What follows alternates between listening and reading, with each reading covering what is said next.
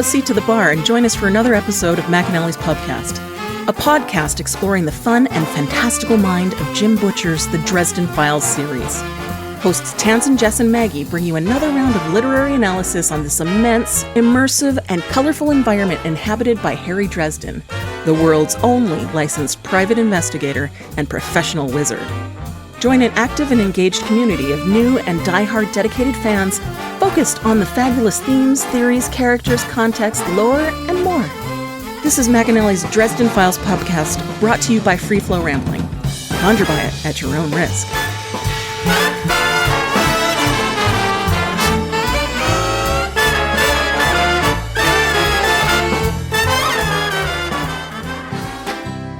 Hi there, and welcome back. We have returned after our 6-week hiatus. We are rested, relaxed, and ready for another round of Dresden Files dissection. Thank you to all our listeners for your patience and support. We couldn't do what we do without you. A quick shout out to all of our Patreons. Thank you to Dave, Matt, Mike, SKN, KJ, Samuel, and Zachary. Your support is greatly appreciated. Depending on the tier subscribed to, our Patreons get access to swag, show notes, outtakes, and the Patreon Discord channel where we do live engagements. If you're interested in signing up, go to patreon.com/freeflowrambling. Another shout out to our Discord members. Your engagement really brings this podcast to life. If you haven't already, come join the conversation. You can find the link to our Discord on our website at McAnallys.ca. While you're there, you can also find links to other social media, articles, resources, timelines, links to other Dresden Files spaces, and our very own merch store. Well, that's it for now. It is time for our episode. Welcome to the McAnally's Pubcast, brought to you by Free Flow Rambling. This is episode 9.1, It Never Rains, It Pours, where we are covering the novel Summer Night. My name is Tansen, and I'm joined by Maggie. Hello, hello. And Jess. Alpha. Today we have a guest. Welcome, Dave. Hello, hello, hello. So, Dave, tell us a little bit about yourself. Longtime geek. Discovered Dresden Files in 2007 when I was unemployed, and my librarian friend handed me, it's like, here, you'll like this. And the rest is history. That's a great librarian you have. Right, I was just going to say. Good taste. Well, we've known each other for eons. Nice. That's about how long librarians live. Support your local libraries, folks. Any of the good ones. Yes. Mm-hmm. Always. Very cool. So, Dave, since we just came off of Grave Peril, is there anything you wanted to talk about the novel since we just finished it? Grave Peril is one of my least favorite books. It's tedious. Okay.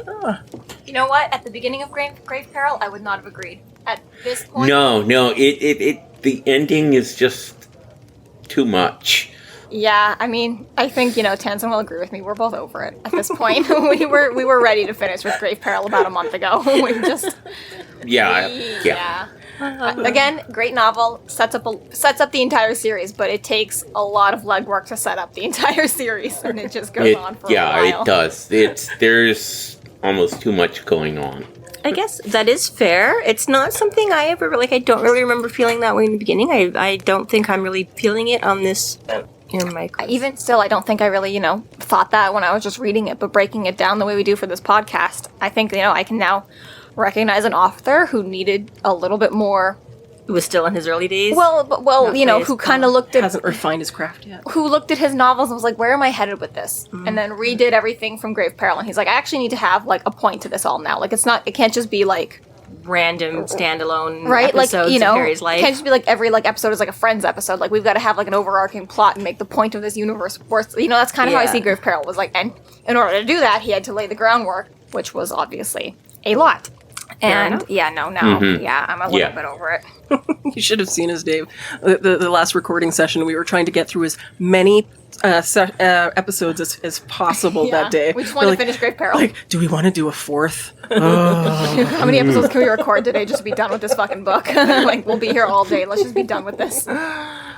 We're keeping it light today. Oh, excellent. Ever since his girlfriend left town to deal with her newly acquired taste for blood, Harry Dresden has been down and out in Chicago. He can't pay his rent, He's alienating his friends. He can't even recall the last time he took a shower. The only professional wizard in the phone book has become a desperate man. And just when it seems things can't get any worse, in saunters the Winter Queen of Fairy. She has an offer Harry can't refuse if he wants to free himself of the supernatural hold his fairy godmother has over him, and hopefully end his run of bad luck. All he has to do is find out who murdered the Summer Queen's right-hand man the summer night, and clear the Winter Queen's name. Seems simple enough, but Harry knows better than to get caught in the middle of fairy politics, until he finds out that the fate of the entire world rests on his solving this case. No pressure or anything. No, not at all. Not at all. Just another weekend. Now, without getting too spoilery, you guys have any thoughts on the summer night overall? It was one of my again, I really enjoyed Summer Night, Storm from Full Moon, Grave Peril, but Whoa. Summer Night was really where, like, it was a really fun one, and again, one of the first, it was the first, like, the first couple had already been out, and again, you're in the fairy world, what's not to love? It's a good old standby, It's a favorite, everybody has some lore they love from it, he introduces some great characters, and a lot of good shit with Harry going down. So yeah, always has been, it still is, up in my top few of, I have a couple of, standout books throughout the series now, and Summer Night still holds a place there, so. What about you, Dave?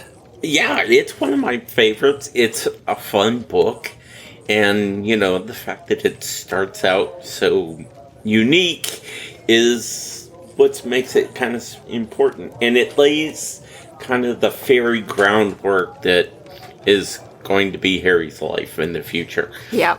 I really appreciate this book too, because this was also Jim Butcher's first novel that he had fame before he wrote it, because he actually wrote the first 3 books before they were published. Right. So when he got around to writing this book, he'd actually, They were sold and had copies out in the world, and people were talking about it, and you could tell just from he has a bit of an acknowledgement at the beginning of the book, and he's like, thank you, world. I wasn't expecting this reception, and this is crazy and cool, and I'm, Yeah. I think you can also tell You just like from... me, you really like me. You really like me, but I think, you can almost, see that confidence come through, too, and just the writing is like, it's like, okay, Yeah. you know what? Yeah. People are willing to read this, and they're invested in what I'm saying. I've got to really make sure that I stick to this lore, and I think, we spoke, especially in, some Stormfront, where maybe Jim Butcher wasn't quite aware of what Harry's spells could do, or what his power was Right. at, and he maybe did a few spells that have never come up again, or haven't for a long time, Draft or something, yeah. Right? Yeah, And- he's testing the waters in the first Exactly. couple books.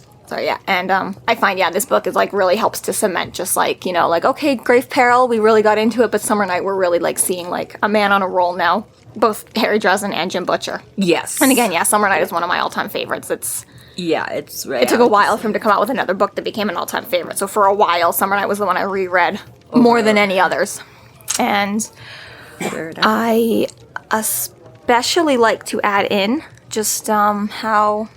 I mean, as Dave kind of said, this this beginning of the end, we meet Harry's future in this book, it's very... Because we really haven't, we got a little info from Toot Toot and Stormfront. We haven't seen fairies, really. fairies. They haven't even mentioned a whole lot yet. So we're getting kind of a big, other than, I say that. He was dealing with his godmother last book, and he tiptoed into the Went to the Never Never. But again, so I guess I can't say they weren't mentioned at all. I will say, other than the Never Never, this is the first time that we kind of leave Chicago. And we get to see there is a whole world of supernatural. It's not just in Chicago. Yeah, and he really just, like I say, it was a tiptoe through before, it was just a shortcut through, and we saw a very small section of when they were in there. And even they're like, we're running to Bianca's Yeah. house, we're going to eat some poison mushrooms, and then we're going to run away again, so it was like, a big look. We've opened the door into the world of fairy and get a lot more background information on them, introduction, and the world.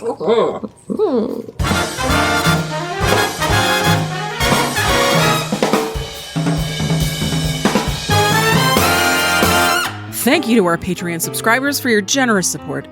It's people like you who help us do what we do. If you're not yet a Patreon subscriber, sign up today and get a fuck ton of bonus content, kick-ass merch, behind-the-scenes outtakes, and more.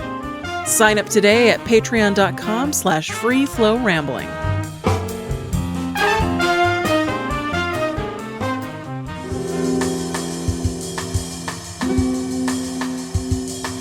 Chapter 1. Dresden investigates strange weather patterns with Billy in Lake Meadow Park. While Dresden and Billy talk, an assassination attempt is made on Dresden by humans and a ghoul.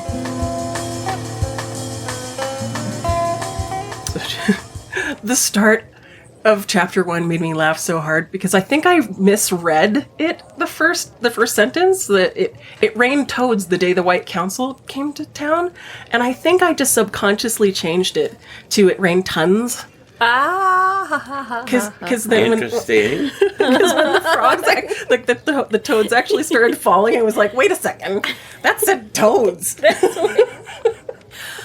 I actually have a fun little, and I'm guessing, since you didn't bring it up, you might not remember, but I was there with Tanzin when she literally started this book.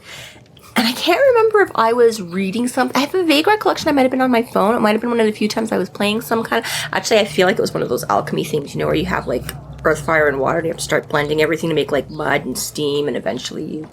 But anyways, regardless of what I was doing something else. She was sitting there, and she obviously had just got... she was like, oh, it rained toads. And I sort of automatically went, the day the White Council came to town.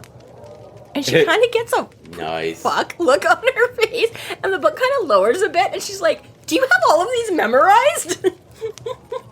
It's like you do. I'm like, but it was just a good opening line. It is. It rained toads the day the White Council. But yeah, it was, oh my god, it was just one of those perfect moments. It was so gratifying to me in the moment. See, that's really funny, because a guy I was then dating, I gave him the first couple books, and he would start a quote to me, and I wouldn't know how it ended. Be like, Mom, how does this quote go? And she'd instantly tell me, but I'd send it back to him. I'm like, yeah, that's my credit now. That's where it all started, folks. Long before she had a Discord, she was stealing it from other people in her life. Plagiarism works so well. I don't know why teachers ban it. Yeah, I can't imagine why. Helpful to my academic and professional. So yes, that's always a fun little connection I have to Summer Night now. I totally forgot about that. Yeah, it's literally. That's a rather interesting connection. I know, right? It was just so cute. But I'm like, I was there the day you read the first line of that book. So, yes. So it was not tons. Well, it kind of was. But it was also toads. And it rained tons of toads. Eventually it got there. So it really is kind of a funny little...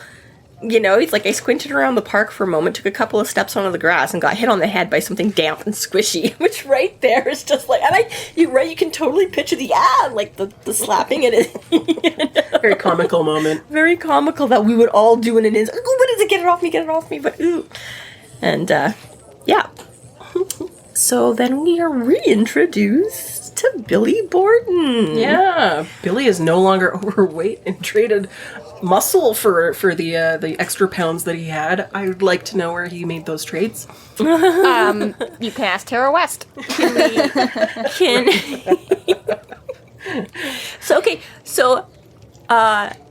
In the Potter world, we got all of the magical beasts and where to find them, and Quidditch Through the Ages. So we're gonna get the Billy Borden's book of muscle bound. No, not bad guys. His exercise workbook for how we can all become super buff and take all that chubby college weight and turn it into rippling muscle. But you just have to become a wolf to do it. Oh my god! See, there's always a catch. Right. It doesn't matter what the way. Seems like a lot of shaving to me. Well, actually, no. I guess if you're a wolf, you don't have to shave at all. So it's I like that we got this little throwback. I was happy to see Billy. We got a chunk of them in Full Moon, but we didn't really get a lot about any of the kids themselves, other than sort of who they were and why they were there, right? So it was Billy's best. Yeah, so, it was I kind of brief intro. Yeah, right? So it was nice that it was you've kept in touch. They still know you, or you still know them, or at this point, we're sort of not quite there yet, but you sort of start getting a little bit of this idea that the kids are a little more interested in Dresden than he is. Although I think he kind of says that at the end of Full Moon, doesn't he? That the kids were all they threw a Harry's great party or something, and he's like, oh man, I've got a bunch of little roadies or whatever now. Groupies. Groupies, yeah. But he's growing up. It has been a year or two, and he is maturing and coming into his own more. Billy is talking with Dresden a bit, and he reveals that the Alphas have been patrolling Chicago And the reason why they had called him is because of these weird results that they've been finding, sort of supernatural things happening, and Toads being one of them. He's like, this is weird, right? Holy vigilantes, Batman. I know, I love that. The alphas have started to make a place for themselves in supernatural Chicago. Yeah, they pulled a little bit of a Harry. Like, Harry was more wizard to start with. You know, he started noticing his powers coming out as a kid, and then somebody picked him up and trained him and was like, Harry, you're a wizard. But, you know, he basically found himself going into this, I'm going to protect, I've got powers, I can do something with it. I'm going to kind of keep an eye out on Chicago here. And Billy and the Alpha, which again is, I love his comment on that. Shortly after, too, he's like, God, they sound like a bad rock band. Billy and the Werewolves. But yeah, basically that's what they've been doing with their time. They decided, hey, we learned how to be wolves. We can do something. We went and fought the bad guys that one time. Let's make this a regular shtick. And yeah, you've got a bunch of kids who are just like, I don't know, we don't know anything. We're just out here in the world. We had Tara. She's gone now. Who do we look to? And yeah, they were like, Harry's the only other guy we actually know on the supernatural scene, and we seem to like him. He seemed to be on the good guys team. So it was very much of that, like, you know, duckling, like, you are my mother now. yeah, I don't have a mother, and now it is you. They've imprinted on him. Totally, right? Completely right. Daddy! And there's like, I mean, I guess 7 to 8 years is actually a pretty fairly old age gap when you've got like 18-year-olds, you know? At this point, they're maybe like 19, 20, and Harry's going to be like, 27, 28 at this point. So yeah, that's still a significant enough. It's not like they just chose someone like, you know, a freshman's following a senior, you know? There's a little bit more. And I don't know. So, Dave, here's an interesting question, because for the first few books, I never had a real good age on what Harry was supposed to be. Did you have an idea in your head when you started? Like, did you peg him as 25 or did you peg him as like 45?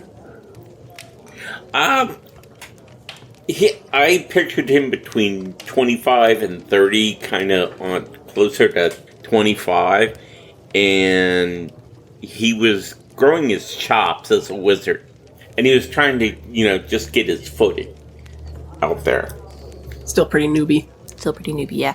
See, this is where I always kind of went back and forth with it, because like I say, Jessica was able, in the intervening years since, now people have put together more of a thing, we've got more of a, but again, one of those things that Butcher never addresses in the book and never really gives you a good, right? So yeah, he talks about Harry being a young wizard and this and that, right? But I did a lot of that. I'm like, well, I'm going to assume, because again, for characters like this, you usually get introduced to them around that like 25 to 30, where they're still kind of young and learning, and they've got, you know, you're not going to start at 90 because they'll be dead in 2 years and there's not much of a series, right? So you got to have room for them to grow and age and whatever. But like you would say sometimes, or you were saying or something like that, he sometimes sounds he sounds like he's a curmudgeon 40-year-old. Right? See, it helps when you start reading the series on your 12th, because curmudgeon old man is 25. Is 25. I had no problem pegging him as 25. I was like, yeah, no, this is an old man. So yeah, you're right. Now with this something that, again, I never thought of strictly in terms of what that age gap was between, you know, like, again, it was like, well, yeah, Harry's already an adult out in the world. He's got his own place. He's got his own business. Like, he's got an office and all that kind of stuff. And yeah, these kids are just in their, you know, second, third year of university or whatever. But you're right. When you actually stop for a second, you're like, yeah, he's got maybe 10 years on them or something like that. Slightly more, slightly less, kind of the same. Depend, a little less probably, yeah. But yeah, and you're like, oh, you're right. Because again, right, Harry seems much more established in the world with all of these things. But yeah, he's really just barely ahead of them in terms of being like an adult and knowing what's going on. But he seems so much more worldly. I know, right? So... But yeah, I love the holy vigilantes, Batman. Yeah. Dresden asks Billy to help him collect a few toad samples for Harry to figure out if they're real or magical constructs. He's really hoping that they're not real, because if they're real, that would be bad. Right. And Billy here, again, it's so cute. It's just him and, I mean, partially, again, showing a little bit of how young and what he doesn't know, but also just typical, like, we haven't come across this before, and Harry apparently, right? And he's like, well, what's this? Why would that be bad? It's like, well, because, you know, If they're not real, then that's just like a fairy having fun or something. But if they are real, that's a whole other. Well, what about that? Well, what about that? Well, how about? He's like, fuck Billy. I'm like, shut the fuck up. I don't know if you know, but I've kind of been going through a lot lately, and I don't really like want to be social right now. Okay, Right? Exactly. Like, I don't want to play teacher. Just like, and Billy's like, well, excuse you. Excuse me, Mr. Dresden, sir. You're right. Shut up. So Billy invites Dresden to come play this game called Arcanos, which is a role-playing game that's in the Dresden universe. And I think this is I thought this might be just a little nod to his inspirations for D&D type games. Oh yeah, it's totally Oh, yeah. Butcher played a wizard and then wrote a book about it. I've read that Butcher prefers to DM. Oh yeah, I make that he's a storyteller kind That of makes thing. sense. Because a DM is basically a storyteller. Yeah, Likes to be in charge. likes to be in charge. I And wonder rule if the world. he uses his material in DMing to like sort of experiment with what would be good for his novels and his short stories.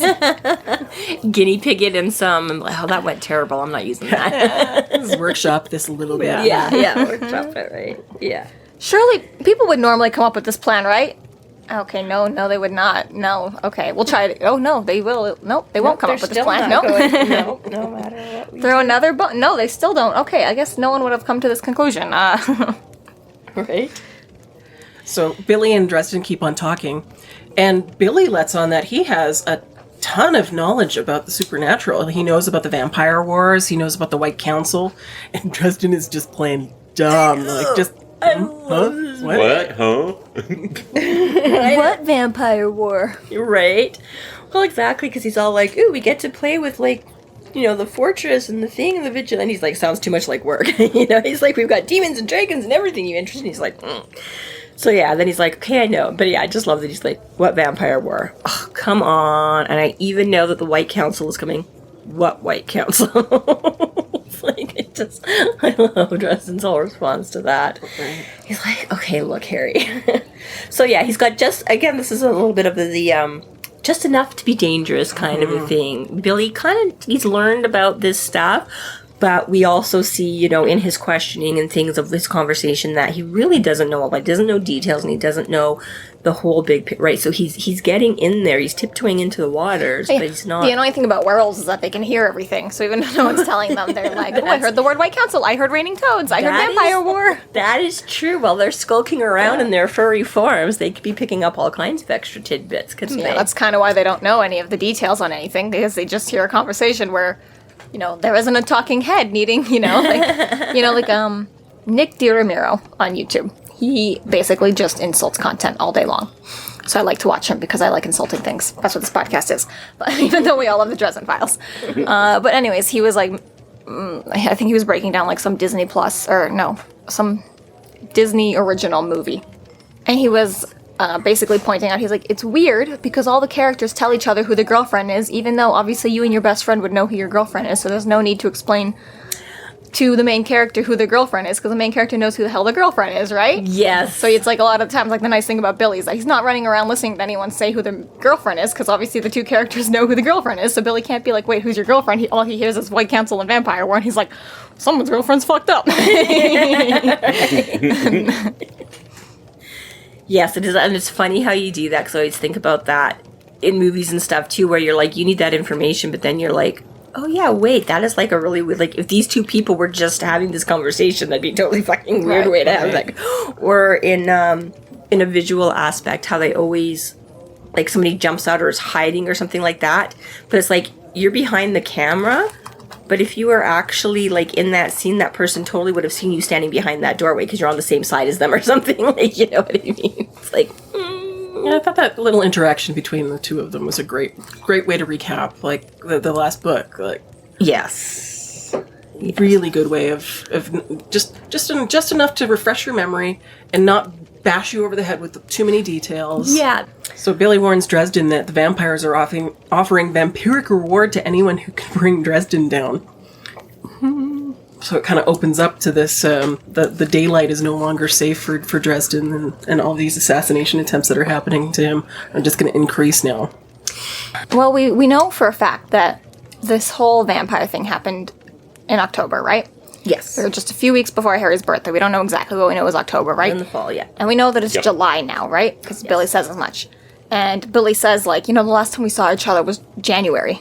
Like, we went to a football game, right? Dude, like, you were becoming full hermit. You're fully breaking off from everyone. Like, we're worried about you. Which is, it is cute. A bunch of college kids. You're like, we gotta invite our friend to Harry out. Like, he's like, which is like, and you've got some old friend you all look up to. It's like, oh, we gotta bring him to game night, guys. Like, this guy's sad, right?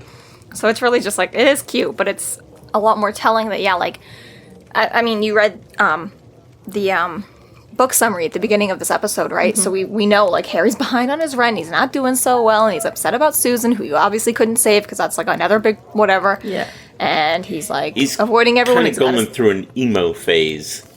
Big time. But Yep. deservedly so. Yeah, he's really Robert Pattinsing it up in here. Jessica's new obsession. The Batman. I'll watch it when it's free and I don't have to rent it. So it might be a while before I see it. And this is, and Billy starts calling him on all of it. That's basically what he says. He's like, we know you're all working on something, and, but he basically says, Harry looks like shit. He's like this whole unwashed thing. And Harry's like, you don't know what you're talking about. And he's like, yeah, it has something to do with Susan, right? And Harry's like, kind of thinks he's just dealing with this all on his own and it's his own problem. But again, people aren't as stupid as, either as Harry thinks or Harry just isn't thinking at all about their perception, and they're like, we realize that this is a huge thing and that stuff's going on, but exactly, you can't stop eating, you can't stop sleeping, you can't stop. But to the flip side of that, we know that there's assassination attempts on him, so it's not just himself, right? Like, that's another thing that gets brought up is that, yeah, like, he's not just, being a sad guy. Like, people are actually trying to actively kill him during all of this, like... Yes. Yeah, and he lets on that he's got no money anyway. So that's sort of probably keeping him more... But because he's not taking any working jobs or anything, so it's to the point of that's like, you literally can't take care of yourself. Like, you can't just, like, how are you going to help Susan if you're, homeless or you starve to death or you're whatever, right? Yeah, Billy's really showing that he's a real friend. And he's, like, calling Harry out on his crap. It's like, dude. Completely. And, for, like, a broke college student himself, he's being pretty mature and reasonable, He's like, I'm pretty sure these things are important. Like, I know I'm not quite there yet, but don't you have to, like, pay your rent? Don't you want to keep your office? Right. He's like the kind of friend that, it's you really, really want to have, but when you're in the moment of shit and despair, you really don't want to have at the same time, because they're doing so much for you that you need, that is good. But you're like, It's just, yeah. Damn it! I don't want you to do this, Painfully, but I need it. Yeah. We haven't been reintroduced to Georgina yet, but you quickly see Georgina and Billy are just like the mom and dad friends of the group, and it's like, okay, guys, just chill. You're 20.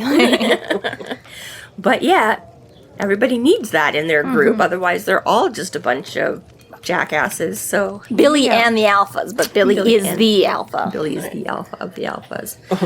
I love that Billy lets Harry know that he set up an appointment for him. Like, he just went out of his way to checks his messages for him, and then makes arrangements for this call and sets an appointment up. Yeah, happened to be in the right place at the right time, and guess what? I said, I took this appointment for, and it's because Harry's like, I don't need a babysitter, and then he's like, it's none of your business. Like, literally, it's mine, and it's, yeah, you gotta be like, Billy, what the heck? Like, you're just totally trying to pick up the pieces, make sure his entire life doesn't fall apart, because he's dealing too much with his own grief, his own shit, whatever, to deal with it, right? And, he obviously hasn't been real pushy about it until now.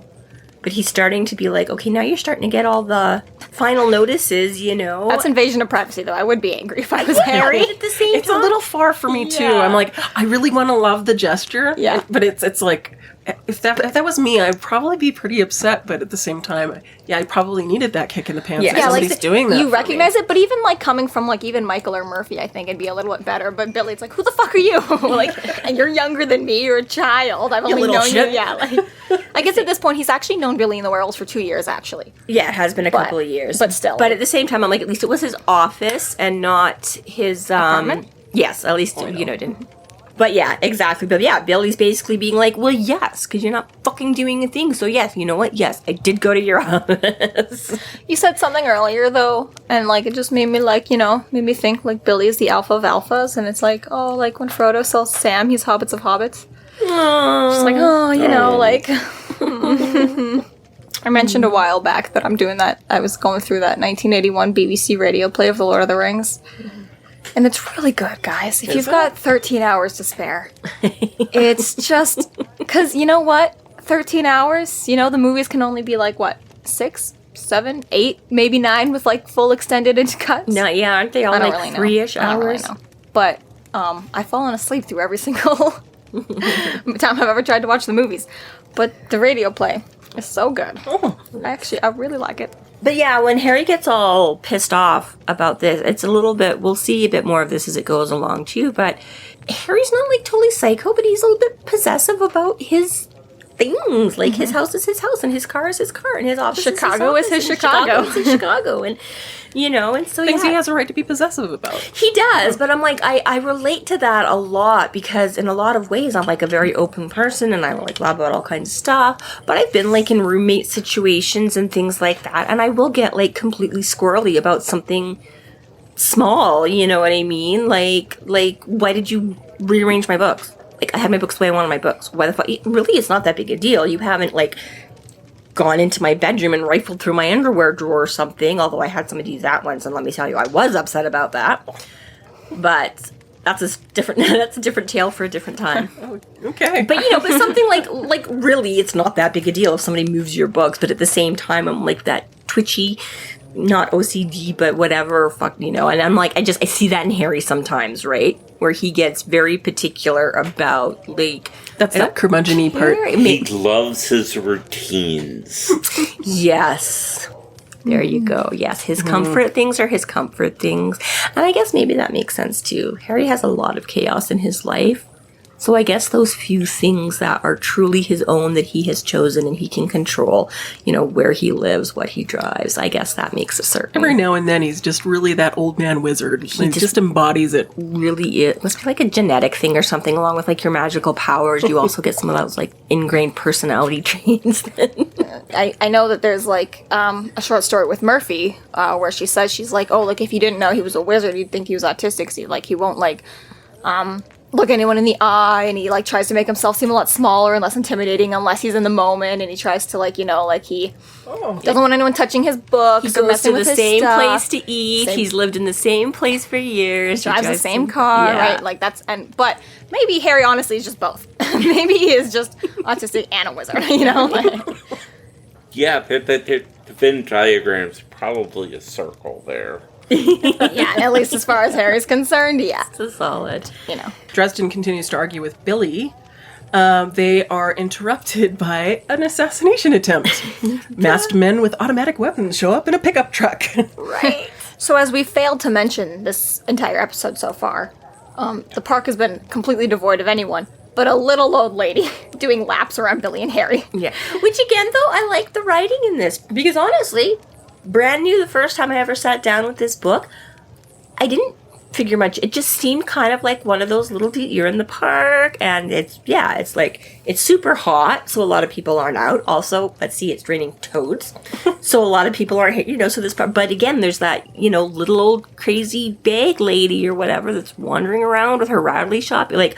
where else is she going to go? What else is she going to do? Of course, she's not going to worry about the rain and toads. She's still going to go and, and it just feels more like it's setting the scene without being anything more than what it is. That surprises me. Butcher, you tricky little devil. Well, it surprises me that you didn't pick up on that because you are the person to ruin books and TV shows and movies for everyone else because you figure out the plot in the first 20 minutes and then the rest of us are just trying to enjoy content. And you're like, everyone knew that was going to happen. This is obvious true. From the beginning. And my fiancé will complain about that all the time. He tells me to shut up all the time. He's like, you saw this already. I'm like, no, it's really funny. Why else would they cast a crazy bag lady in the park if she wasn't... Exactly. So it's surprising me that you would read this and not... I don't... Books you were younger different. Back then. Books stupider. Visual medium is different because you can see what's going on. So if you see a bad guy with a big mustache and a black cloak sneaking around in the background... But books can't do that. They have to tell you. You're going to know that's there. They have to describe everything. So they get more... Right? They do have to describe the non-important stuff because, again, you can't just see that they walked into a room with a clock. They have to tell you they walked in. So is the clock important, or are they just telling you that that's the room they walked into? And that's, I think, why sometimes with books, why stuff like this sometimes is like... See, my bigger issue with it is that I just have less trust in authors and editors. Because typically speaking, you've got one author and one editor. And that's the only peer review it gets. Whereas if you've got a TV show or a movie, you've got like 5 or 6 writers, and you've got the director, and you've got... producers, and you've got the cast, and you've got the crew, and you've got the makeup art, and like there's just a lot more people to be like, this doesn't make sense. Or why would we make a costume that's not relevant to the plot? You would think that would happen more often than not. You know, but I still tend to have more trust when I see a movie, because at that point I'm like, well, they wouldn't spend $80 billion to CGI this if they don't need it, right? See, and I'm almost a little bit the opposite, where I'm like, nobody cares about that. They just think it looks cool and they put it in, and nobody stopped to research. Whereas like authors have to like research everything to make sure they're... Yeah, interesting takes on it. I don't know. But yes, Dave, did you pick up on the bag lady? Anything to throw in, Dave? I didn't really expect her to turn out like she did. She was just kind of like, a wallpaper. Right, she seemed like just adequate background scenery. Like it was just a small detail that was just like a throwaway kind of. It's just him and Billy hanging out in the park with the crazy old bag lady. As you do. As you do. Right. And then, yes. Dresden utilizes his shield spell with his bracelet and deflects oncoming gunfire. All sorts of craziness happens. He uses his ring as well and starts using kinetic and magical energy to knock people to their asses. Knock people out, but he says specifically how he can't aim it like right at him because that'd probably kill him. And it's a really nice touch off to this scene too. Again, the things that I live for and I really love about these books, where he's busy dressing down Billy and giving him the what for. It's none of your business. I don't need this. I haven't dropped the ball, and I don't need you. Naturally, the hit went down right then. It's like, yep. Yeah. And he's like, get back, get behind me. I'm going to save you right now. Pretty much, right? So, yeah, basically because I think these a couple of guys, they're in the back of they're in the bed of the pickup, right? Like, shooting at him over top of the cab or something, are they? So, yeah, somebody drives up, and so he's got the whole, which is cool. I like, his shield bracelet is one of those fantastic little, it is one of his good go-tos. We do get to see it a lot. It's very handy. It's very handy, and he does a good job with it. And it's one of those things where it's interesting, where you'll see as the series goes along, the occasional tweak he makes to incorporate things that, it maybe was not originally intended for, or things he hadn't thought or, didn't expect to. But thankfully, it's pretty bulletproof right off the start. So even though these guys have, submachine guns. Well, I like, too, that for some of these magical items, rather than, Butcher being like, oh, I didn't make that strong enough for what I need, or I made it too OP, or I made it this. He just has Harry, lose it, or break it, or reforge it. But Harry himself is getting smarter, and he's like, I used a better material this time, because, now I understand that, a ghoul can easily, break that off my wrist, or whatever, Right, exactly. So I like that he's able to, level up Harry's tools as well, with just Harry being a smarter guy, being like, I had to forge my own shit, and so I made it better this time. And then Butcher gets to be like, we've got a slightly, instead of a +1, we now have a +2 shield bracelet. Yes. So during this fight, Dresden gets his spidey senses. I love that moment. And notices the old lady that he'd seen before. She begins to attack Dresden from behind with a sawed-off shotgun. Yes, all of a sudden this little lady rips it. Turns out to be a young woman that's in an old age makeup. And can I tell you, I just howled. That was so funny to me to imagine this woman. Granny suddenly. The preparation point, though, I'm gonna kill Dresden. How am I gonna kill Dresden? I know, I'm gonna dress up like an old lady. And I'm gonna spend 5 or 6 hours in a makeup chair making myself look like an old lady. Gen Z on TikTok makeup tutorial, how to kill a wizard. And finding out what she actually is makes it even more funny. I had so many levels of laughter at this. That's true, because she's already disguised just as a woman, let alone the... You know how long it took Bianca to get into a fire dress just to insult Harry? And all of these bad guys are just like, okay, I'm gonna have the most perfectly coiffed beard before I kill Harry. I don't know. Your hair can coif a beard? Seneca can. I was thinking, There's some pretty Seneca beards from out Hunger there. Games. Well, I'd I say suppose yes. now there is a lot. I guess you could Beard art is a thing, okay? Weird art, but I just don't know if yeah, okay. Point is, though, is that a lot of bad guys spend a lot of time looking good to kill Harry. Mm-hmm. And yes, it is funny to think that they spent like 6 hours applying prosthetics just to do it. But his hands, because you notice the hands are still, right, so didn't bother with, The right, hands, did the yeah. whole full... The other thing, see, this is another one of those points like you're just making about how it doesn't quite fit together, because then you're like, well, wait a second, like, this is great, but it seems semi-random. Like, Billy has called Harry to the park. So... The guys on the pickup truck, I don't know, maybe they just kind of been following him around. That's what I would think, because they're just following him around. She's in, like you say, probably, at least a good couple hours or something to get into a bag lady, if not 5 or 6 hours if she's really done full, like it. Like, she's clearly well researched on what he's doing. How the hell does she know? Does she have a he's gonna be wiretap in his that phone? park? Like- Well, exactly, right? She had a bug on the beetle. The bug the beetle, like, but none of that would work because Harry would blow it out. So I'm just like, this is just, I mean, I guess he did arrange to meet Billy. So obviously this is something prearranged. Somebody could have heard about it at some point, and, if Billy called him the day before or something, they got right on it. But it's just one of those things that it's like, wait, she's already there. She's already really, you know what I mean? It's just, this is a lot of setup for something that seems like a sort of random in the moment ahead. Like, it's not outside his office, it's not outside his house, it's not outside. Well, that's the thing about crazy bag ladies. They can get you anywhere. They're not just in the park. You just gotta know where. But I'm just saying, how does she know to be a crazy bag lady at the park today? Like, that's Well, just... again, like, as Harry, quickly yells, he's like, they're sending kids after me. Like, they're not doing a whole lot of training. These aren't, like, seasoned professionals. The bad guys went out and basically just paid off a bunch of kids to be like, hey, listen, I you guess- see this guy around the city, get him. Well, I guess, but that's what I'm saying, is for these guys, it could be more of a, hey, wait, is that him? For her to have prepared and been in place had to have been a whole premeditated plan thing, not just an, oops, I doubt she's wandering around the city as an old lady all We day. do find out that she is a supernatural creature. She's a ghoul. That And, ghouls have heightened senses, so maybe she was, can smell his trail or something. I don't know. We've dealt with ghouls before, right? Yeah. I still like it. Billy does the whole, Harry, not now. But Harry, I really think, I'm a little busy right now. Yeah. So yeah, they get attacked from behind. Dresden's unable to defend himself from the woman with the shotgun, and Billy changes form and attacks the woman, which is good for... Here, I'm going to save you. No, I'm going to save you. Like, Billy the Naked turned into Billy the Wolf. Mutual life save. It's very Exactly. simpatico here, But that's really the whole point of it, is that it's not just Harry I trying to don't protect the need world. you. The werewolves can hold their own, actually. Yeah. Yeah. They're more teammates. The wolves are not to be trifled with.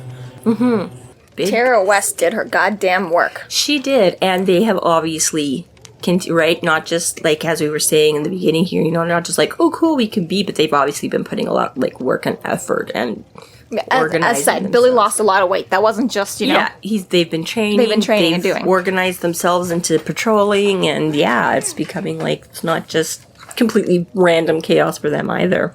So he manages to get the drop on her before she can shoot, because Harry's like, yeah, well, this guy's like reloading his machine gun. I can't exactly take my shield away from this. But you gotta admit, it was decent planning on their part, right? Like the attack from both sides kind of a thing, because that is a lot harder to have, right? You say he's got his shield up against these guys, it's really easy to shoot him in the back.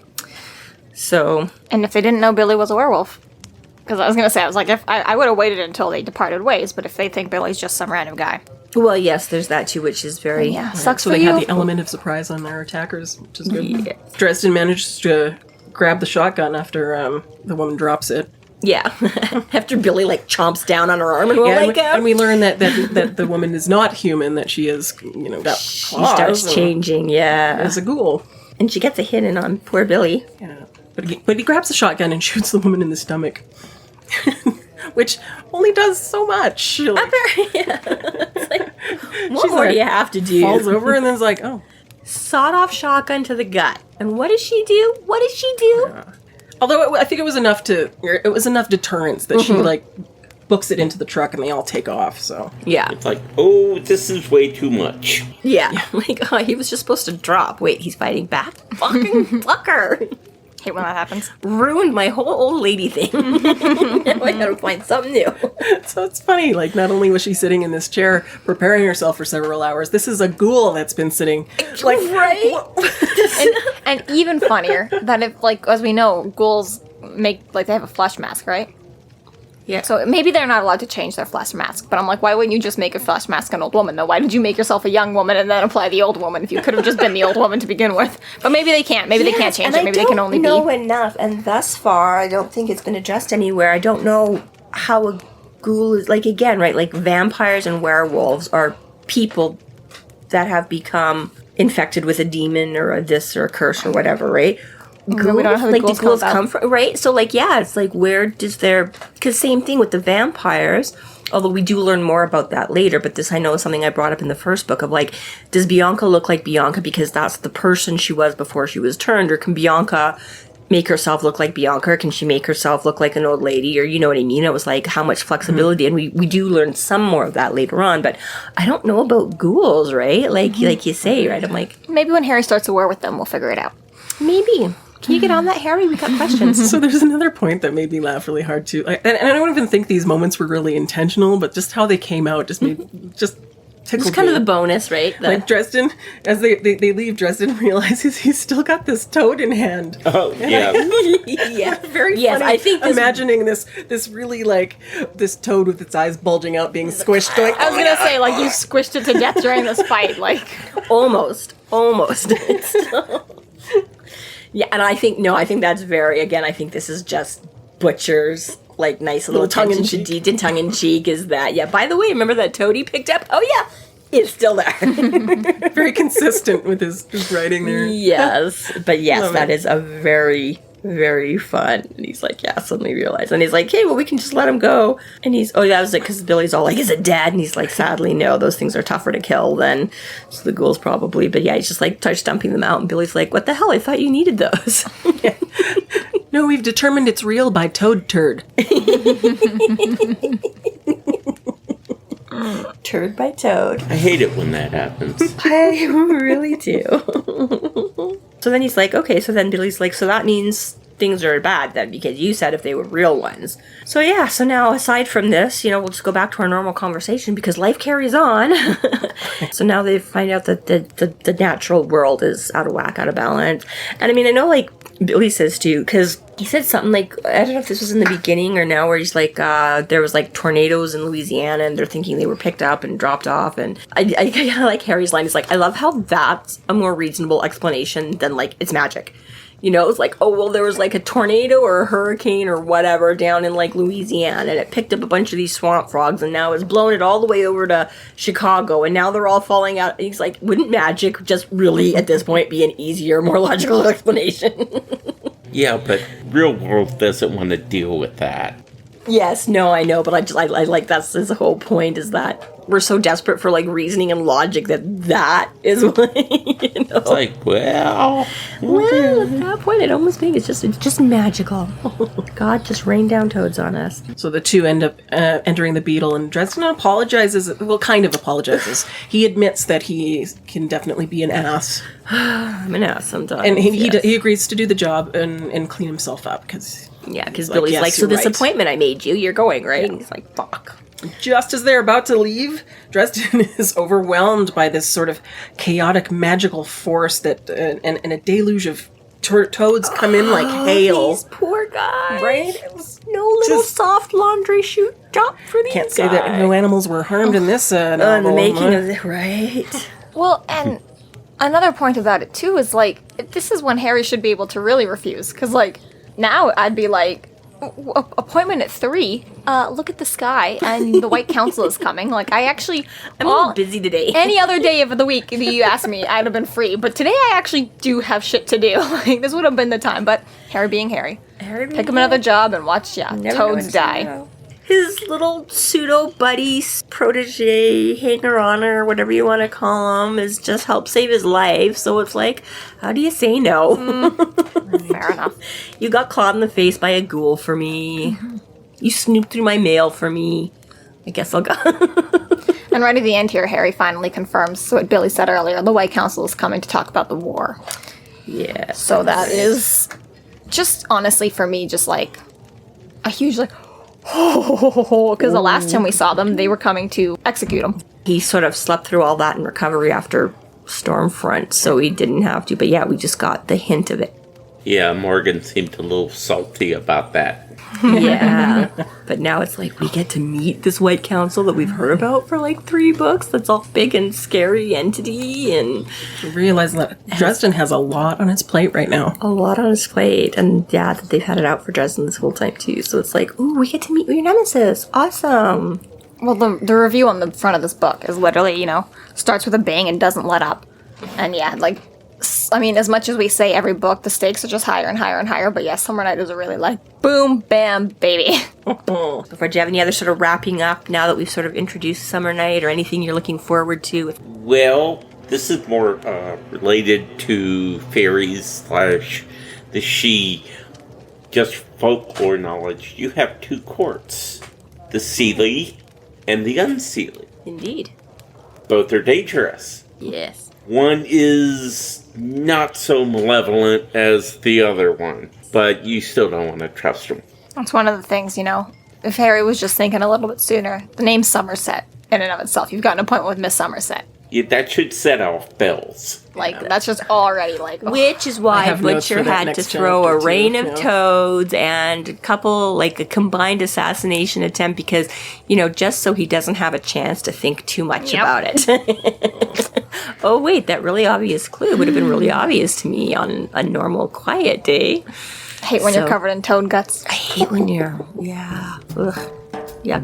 Well, thankfully, actually, he escapes most of that because it's once they get in the car. So really, it's just the car is now covered in toad. Ugh. Oops, regret. Okay. This concludes our episode 9.1, It Never Rains, It Pours. Thank you for listening. And thank you, Dave, for being a guest. Well, thank you. Yes. Thanks, Thank Dave. you so much. You can find us online at freeflowrambling.com and McAnallys.ca. There we have links to our other podcasts, social media, and other fun tidbits. Please subscribe if you like what you're hearing, and please consider supporting us through Patreon to keep the magic alive and to see more content. We are Free Flow Rambling. Conjure by it at your own risk.